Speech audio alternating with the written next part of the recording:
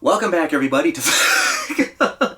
Don't ask me what the hell that was, I'm sorry. Welcome back, everybody, to 31 2000s horror movies for Halloween, where I'm counting down my favorite horror movies from the year 2000 to 2009. I'm so sorry about that. I have been splitting it up a little more this year, but as I continue to film this, and since I'm focusing so much of my energy on these videos, I tend to get a little loopy as we get closer to the end. But yeah, with that, we've made it to the top 10. My top 10 favorite horror movies from the early 2000s. As we get closer to number 1, there may be a few surprises on this list that you might not expect. But here we are at number 10, and in the number 10 spot, starting off the top 10 list, is The Orphan, or just Orphan.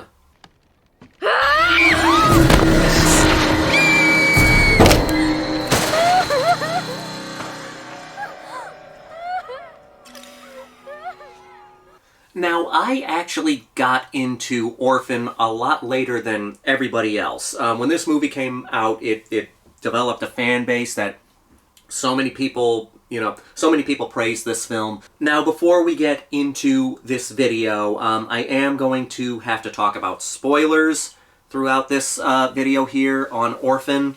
So, if you have not seen Orphan, go watch it. It is a very good horror movie. Clearly, I love it. It made it in my top 10. But I do have to talk about a few things that happen in this movie that would definitely be considered spoilers. So, spoiler alert, spoiler alert. So, please pause this video and go watch Orphan. I highly recommend it, but let's move on. So, the reason I wanted to get into spoilers here is because I got into Orphan a lot later than everybody else. When this film came out, it developed a fan base, a very loyal fan base, and there's definitely a cult following behind this film.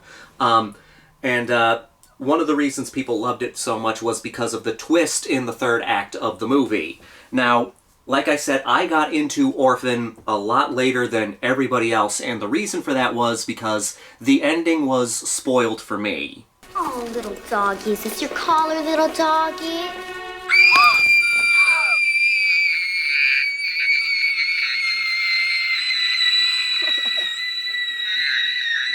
Some jackass ruined the big moment for me, so it kind of tainted my expectations for this film, and I had no desire to go into it because I knew where it was going to go. But as the years went on, I figured I should eventually check it out because, you know, it is a movie that a lot of people say is a very good movie, and the twist is considered very good.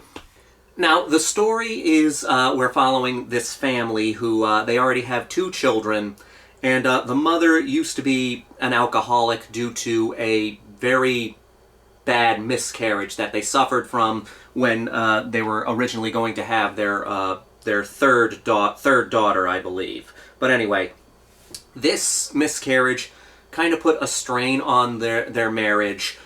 She started getting into alcohol because of this devastating thing that happened to her. Her husband is not the best husband. He's not a completely toxic person, but he does have some toxic traits. And of course you have 2 children, their son and their daughter. Their daughter Max is, she's deaf. So you have all these elements in there, and the mother, Kate, played by Vera Farmiga, she wants to have another kid, so they decide to adopt.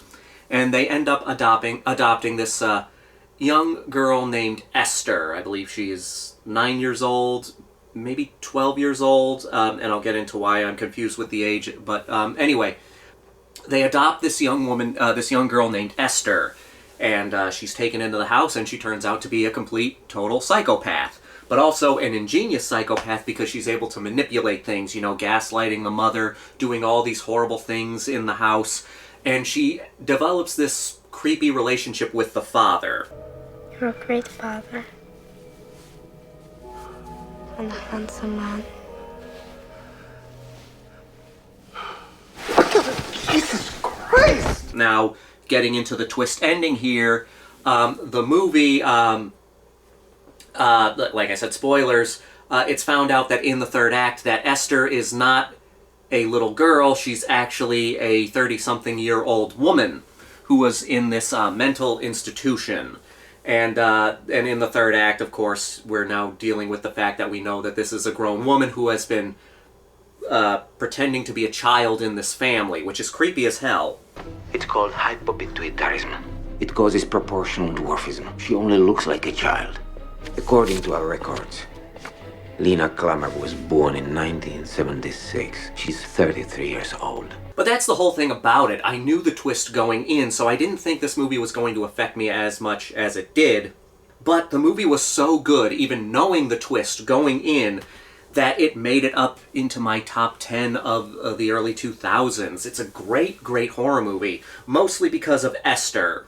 So Isabelle Fuhrman plays Esther, and she gives a very dynamic performance, an incredible performance. She's playing a 30-something-year-old woman who's pretending to be a 9-year-old girl. Now, she was like 9, 12 at the time, so she is a child playing an adult pretending to be a child, which is a really twisted performance, and at such a young age, she did such a good job playing this role. If I find out that you're lying, I'll cut your hairless little prick off before you even figure out what it's for. Do you understand me? Now, I am confused, and I did get confused with whether she was 9 years old or 12 years old in the movie, and that's because this story was inspired by a real-life event with this woman, Barbara Skrolava. Forgive me if I mispronounced that name, but she was a woman who was like a 30-something-year-old woman. It was in the Czech Republic. She was posing as a 12-year-old girl in this family. And so this was based on an actual event. And in the actual event, the woman was posing as a 12-year-old, but in the movie, she's posing as a 9-year-old. That's where my confusion came into play. But yeah, this was inspired by an actual event, and that is freaky. Yeah, but Isabelle Fuhrman, she does a great job as Esther, because, you know, she is, not knowing the twist going in, probably the better way to go, but even knowing the twist, just seeing her play this character who is a bit off. You know, at first she just might be quirky in some way, but it turns out that she's actually insane.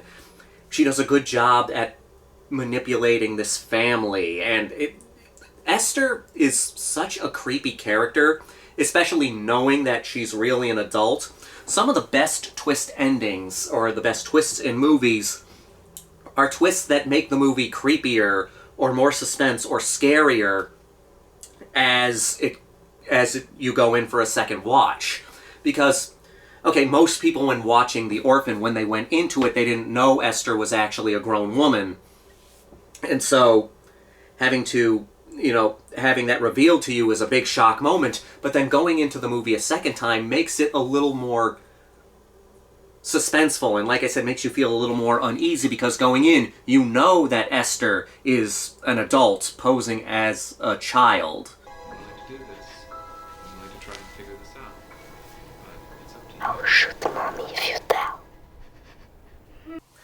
But yeah, Orphan, when I first watched it, I didn't think I was going to like it as much as I did, because I knew the ending going into it, and I thought that it was going to ruin the movie for me, but it ended up not ruining the movie for me, and it, despite knowing the big twist and the big moment, it is number 10 on my 31 favorite horror movies from the early 2000s. So yeah, Orphan.